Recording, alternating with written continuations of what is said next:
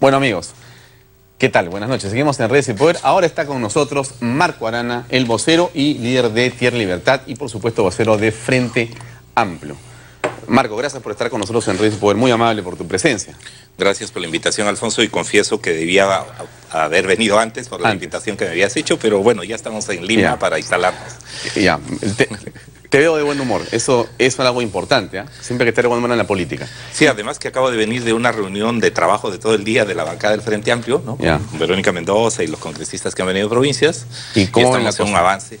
Bien. Bien, o sea, estamos... Primero es que la bancada del Frente Amplio tiene 17 congresistas de provincias, ¿no? Entonces, reunir a 17 compañeros que vienen con un conjunto de problemáticas, de ilusiones, esperanzas, sabiendo que entramos a una institución difícil, en un contexto político además adverso, pero hay mucha expectativa de hacer las cosas bien. Bueno, ¿no? Entonces, yo quiero dividir la entrevista, que tendremos unos 22 minutos, en quizás dos partes, dos enfoques distintos. El primero, el segundo quiero hablar de coyuntura, si me permites, es decir, qué está pasando con lo que tú ves en la coyuntura política y posiblemente el primer ministro. Y la primera un poquito para orientarnos en qué quedó, digamos, Tierra y Libertad en el siguiente sentido, ¿no? Por ejemplo, la pregunta que me hacen en las redes sociales es, ¿votó Marco Arana? Es curiosidad periodística, ¿no? Pero hay que preguntarte, ¿no? ¿Votó Marco Arana por Pedro Pablo Kuczynski? ¿O su voto fue por Keiko Fujimori? ¿O fue a rezar ese día? En fin, ¿qué pasó con el voto de Marco Arana? Bueno, fue una pregunta que ya respondí, pero si me das tiempo para explicarla... Por favor. Sí, gracias. La decisión política que nosotros tomamos de cara al contexto político y las propuestas políticas que había era definir nuestra postura de oposición frente a lo que proponía Pedro Pablo Kuczynski en materia económica y lo que proponía el fujimorismo, que en materia económica es lo mismo, ¿no? Y nosotros definimos que sobre el tema, por ejemplo, de cambio de constitución, ninguno de los dos iban a plantearlo, nosotros lo estábamos planteando. Y nosotros hubiéramos querido estar en la segunda vuelta. No fueron así las condiciones, había que tomar una decisión política. En esa decisión política, el Frente Amplio tomó una decisión de decir no vamos a votar por Keiko Fujimori, no vamos a llamar al voto blanco o viciado y que la ciudadanía decida y que las bases del Frente Amplio decidan.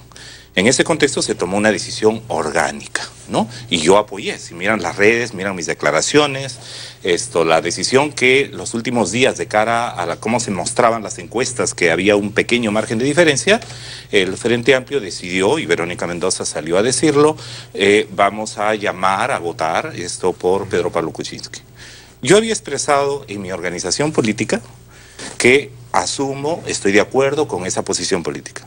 Pero yo había estado el año 2008 visitando los pueblos amazónicos, Aguajún Huampís.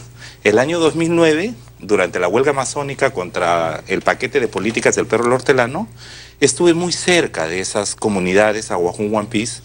Nunca estuve de acuerdo con un tema de una solución violenta, siempre quise y abogué y seguiré abogando por soluciones pacíficas, pero cuando ocurrió la masacre de Baguazo y esta terrible muerte de policías y de miembros de los pueblos Aguajún Huampís, a mí me tocó estar muy de cerca en las relaciones de defensa legal de uno y otro lado. O sea, tuve un montón de reuniones con los organismos de derechos humanos, Entiendo entonces de la Iglesia. Que ustedes encuentran responsabilidad en la señora Mercedes Arauz y por lo tanto en la fórmula presidencial de Pedro Pablo Kuczynski. Claro, era mi caso, digamos, particular porque, digamos... Tu experiencia. Así es, yo he estado muy cerca de eso. Y como se lo he expresado a la propia Mecha Arauz, ¿no? Se lo he dicho personalmente.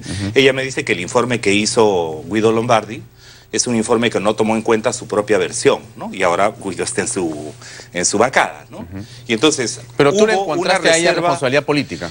Claro, yo había señalado que Alan García, no solo yo, sino, digamos, el informe, por ejemplo, de Guido Lombardi. Así es, muestra que hay responsabilidades políticas. Entonces, el compromiso nuestro y mi compromiso personal, tanto durante el tema de la huelga amazónica, luego a los 3 meses yo regresé a Bagua, luego regresé al año a la Curva del Diablo, ¿no? Mi compromiso personal con los pueblos Aguajún, Huampís, fue que si teníamos nosotros el mandato para hacer gobierno, íbamos a ir sobre las responsabilidades políticas de las personas que habían desencadenado el Baguazo. Entonces, frente a eso, yo expresé mi propia organización política diciendo, miren, nosotros vamos a plantear el voto no a Keiko, vamos a plantear no promover el voto blanco viciado, porque teníamos una situación de diferencia muy pequeña, y de hecho mis declaraciones públicas han sido en esa dirección. y la reserva del voto en términos de conciencia que todo ciudadano debe tener era un tema para mí inquebrantable y que no tiene que ver con superioridad moral, no tiene que ver con dogmatismo ni nada. Tiene que ver con un principio en el que en la política, creo yo, si pasas una línea roja, Alfonso, yo creo que esa, para mí, no para mi organización política tuvimos claro, yo he defendido, lo sigo defendiendo, vamos a tener una oposición y una crítica muy clara al fujimorismo, que esperamos el fujimorismo entienda nuestra preocupación sobre los temas y las prácticas políticas que ellos plantean y que ojalá cambien para evitar este nivel de polarizaciones que tenemos en el país. Por esa razón fue mi decisión en conciencia, pero yo he respaldado a mi organización política. Algunos quieren decir, no, se quiso ser puritano, no, quería descalificar a Verónica Mendoza. De ninguna manera. Yo fui orgánico, defiendo el voto, defiendo la decisión que tomaron y defiendo, en este caso, un tema que particularmente a mí, por ninguna superioridad moral, sino simplemente por consecuencia, en mi caso personal, fui consecuente con mi organización política, porque promoví que no haya el voto viciado, promoví el voto no por Keiko, y que la gente tomara la decisión de votar y respaldar a PPK. Todo eso fue respaldado por mi persona, ¿no? Ya, entonces queda claro que tú no votaste por Pedro Pablo Kuczynski. Sí, por estos temas que te he expresado y que tienen que ver con una trama personal, de involucramiento personal, Alfonso. No, con lo cual no tenía que ver con un cálculo político de desmarcarse de mi propia organización política, de demostrar una superioridad moral, de ninguna manera, ¿no? Hay personas que han señalado que, bueno, Verónica Mendoza y su participación en la parte final de la campaña fue determinante. Sin ella no ganaba Pedro Pablo Kuczynski. Y otra gente le ha dicho que es una oportunista, por lo que ha llegado a la parte final, porque ya su presencia era irrelevante. ¿Cuál es tu comentario al respecto? Si uno mira, Alfonso, lo apretado de los resultados, claro, ¿verdad? 42.000 y pico. Así es. La decisión del Frente Amplio y de Verónica Mendoza fue muy importante en esa dirección, porque recordemos que dentro del Frente Amplio había un grueso sector que estaba dispuesto a viciar el voto, ¿no?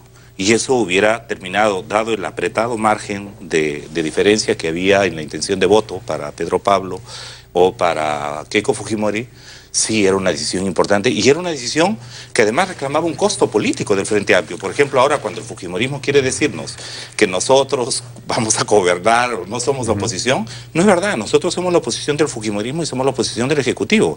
Pero somos una oposición en este sentido democrática. Hemos ido a unas elecciones internas para definir nuestra propia representación política. Hemos sido el único partido que tomó, bueno, Acción Popular también lo hizo en elecciones internas, y tomamos una posición orgánica y la hemos defendido y somos consecuentes. Por ejemplo, cuando ahora decimos en el Congreso, nosotros somos la oposición, somos la segunda fuerza política en el Congreso, estamos pidiendo la Comisión de Fiscalización. Siempre a la gente le queda la idea de que quien vota por alguien no vota para oponerse, sino para apoyarlo, ¿no? Bueno, es que hay también una idea turbia de la política, ¿no? Que es esta: si hablas con alguien es porque has recibido un favor a cambio de, ¿verdad? Y hay esta idea de que la política siempre está manchada por simplemente la negociación bajo la mesa. Y nosotros hemos dicho no, apoyamos una opción política de la que diferimos, como Pedro Pablo, y además hemos dicho, con el fujimorismo, con Pedro Pablo, con la bancada de Acuña, con la bancada de Acción Popular e incluso la bancada también del APRA, tenemos en este momento que estamos en el Congreso que anteponer las diferencias ideológicas para mirar cuáles son los puntos por los que la ciudadanía mandó a todos que estemos allí. Y entonces pongámonos de acuerdo a todos. A los 130, ¿no? O sea, ahí estamos porque finalmente la ciudadanía decidió que hubiera gente del APRA, decidió que hubiera gente del fujimorismo, gente de Acuña, gente del PPK, gente del Frente Amplio. Entonces, ¿podemos ponernos de acuerdo en temas centrales a los que hay que resolver o vamos a seguir en campaña dentro del Congreso? Y nuestra propuesta es que no, que hay una agenda país que tenemos que priorizar y que sobre lo que tengamos diferencias también las expongamos, pero que no prioricemos nuestras diferencias y enconos incluso ideológicos cuando lo que hay que hacer es priorizar la solución de algunos problemas que son muy graves y que le están preocupando a la vida, a la seguridad, al trabajo de la gente. ¿Tú cómo consideras el liderazgo de Verónica Mendoza? ¿Cómo lo visualizas en este momento y de cara a lo que viene en la coyuntura política? Primero, como un liderazgo fresco en la política. Creo que es importante. Hemos tenido, fíjate, en un país con una cultura patriarcal, machista, marcada, ¿no? A veces incluso media senil, ¿no? Lo que tenemos en este momento era una candidatura de una mujer joven, cusqueña, quechua hablante además, y de otro lado teníamos otra candidatura como la de Keiko Fujimori, ¿no? Y teníamos dos candidaturas mujeres expresando dos proyectos políticos y dos visiones del país. La candidatura de Verónica Mendoza y el conjunto de liderazgos que han estado en las regiones, porque esto es, digamos, la fuerza del Frente Amplio, que tengamos 20 en este momento congresistas, expresa que ha habido además un trabajo previo en las regiones y que hay una simpatía en un sector de la población por esa propuesta política. Depende de la lectura, porque mayor, hay una lectura, Marco, que también tiene que ver con la caída de Guzmán, la caída de Acuña y la lamentable caída también de Alfredo Barnechea, sin lo cual ustedes no hubieran logrado ni los 5%. Pero en todo caso, la pregunta era más bien hacia el liderazgo de Verónica Mendoza en función de temas que no quedaron claros en la campaña aún, que es el famoso tema de la participación de ella en las agendas de la Nerea, que hoy están judicializadas, ya están en un proceso penal, ya inmersas. Sin duda. ¿Cómo ves ese tema con respecto a la transparencia que ustedes, percibo, siempre han tratado de enarbolar como una bandera? Alfonso, para terminar la respuesta anterior, sin duda para explicar por qué el Frente Amplio llegó a ser una fuerza política muy importante, hay una complejidad de factores que hay que tener en cuenta.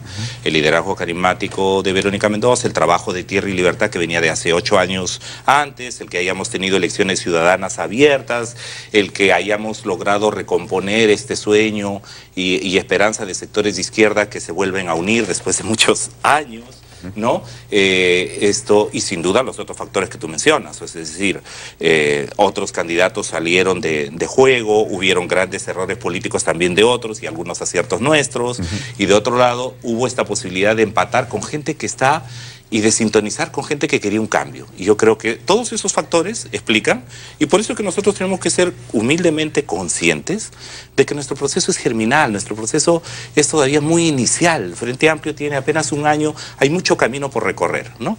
En cuanto a los temas de transparencia y lo que un sector de la prensa y también nuestros enemigos políticos han querido descalificar a Verónica Mendoza por el rol que pudiera haber jugado en su cercanía con la pareja presidencial, cuando no sabíamos que la pareja presidencial podría terminar como ha terminado, yo creo que hay dos cosas muy centrales. Una primera es que Verónica Mendoza fue la única candidata en campaña que dijo: aquí está mi carta, abran el secreto bancario.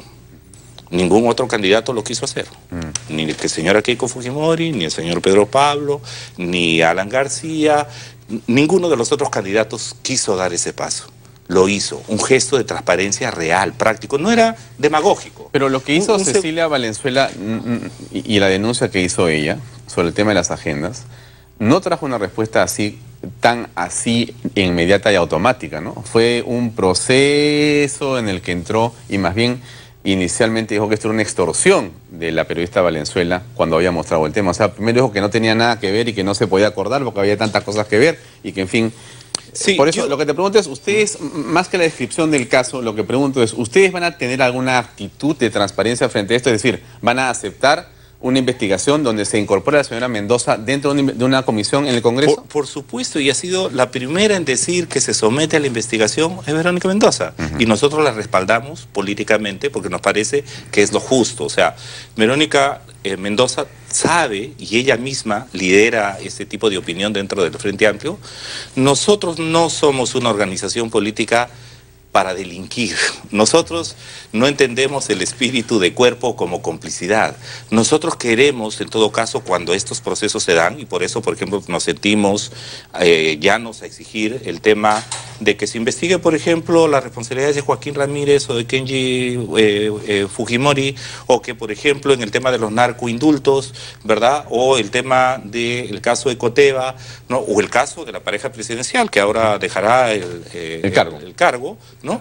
Que se investigue, y lo que sí estaremos muy vigilantes es sobre el tema de que no se abuse del poder o el poder judicial no sea utilizado políticamente, como en un caso, por ejemplo, controvertido. Tenemos denuncias sobre corrupción Y, por ejemplo, en el caso de Gregorio Santos, que hoy día justamente al parecer le prolongan la prisión. Nosotros siempre hemos dicho, los delitos de corrupción, los cometa gente de izquierda o de derecha, deben ser punidos, deben ser sancionados ejemplarmente.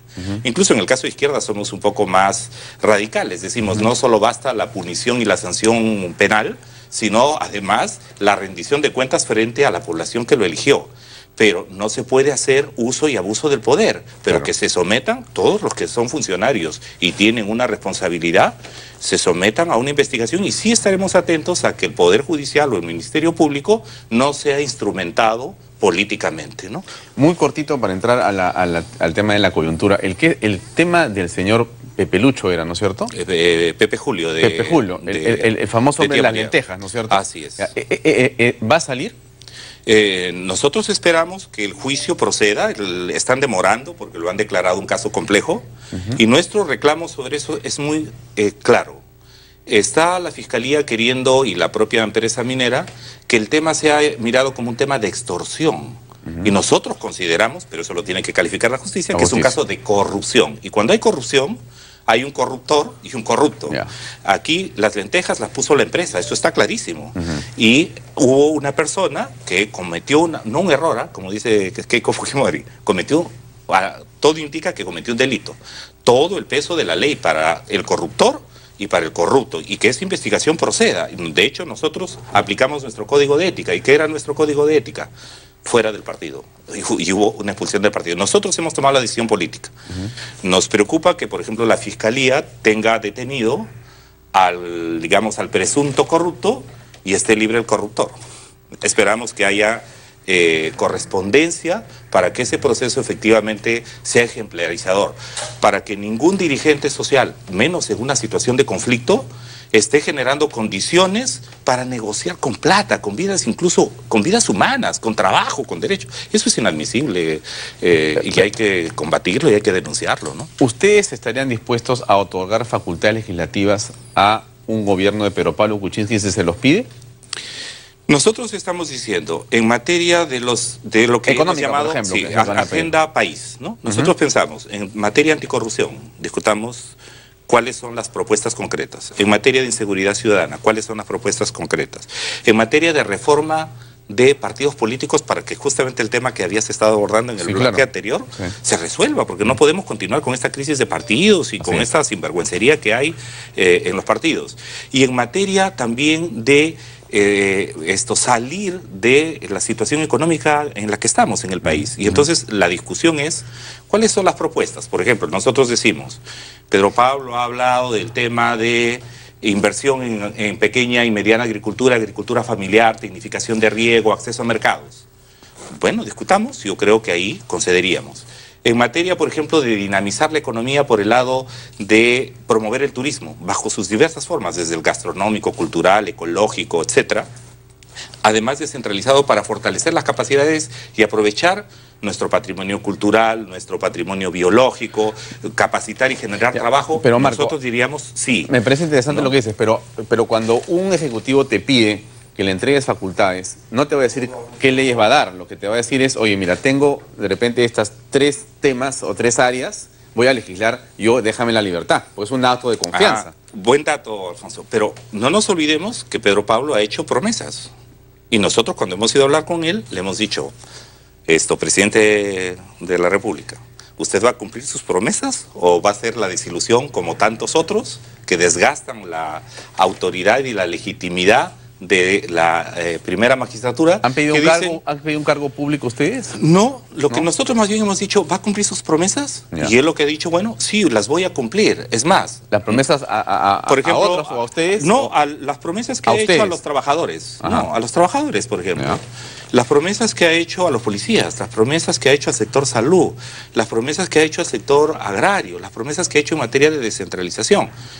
A nosotros nos deja un poco de alivio cuando él dice, las promesas que he hecho sí tienen cálculos económicos, ¿no? Porque eso es importante, ¿verdad? Porque para que no se quede solamente en la declaración demagógica. Pero, por ejemplo, habrá que ver de dónde va a sacar los recursos. Y él nos ha propuesto, o ha dicho, que va a venir de tres fuentes. Una, de ampliación de la base tributaria sobre la base de formalización de pequeñas y medianas empresas. Es correcto. El otro tema que él ha dicho va a venir de endeudamiento externo. Nos preocupa. Es verdad que hay un margen de endeudamiento en el país que sí se podría usar para invertir y mejorar problemas de educación, de salud, de vivienda, de medio ambiente, etcétera, de infraestructura.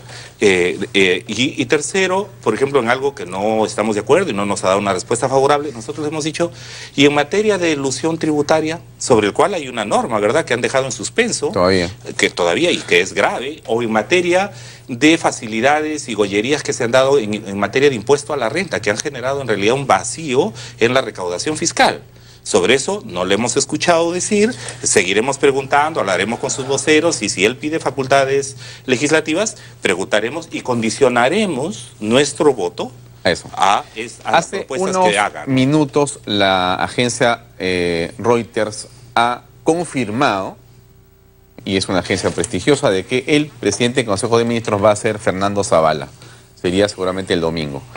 Hoy estamos viernes, quedan minutos nada más.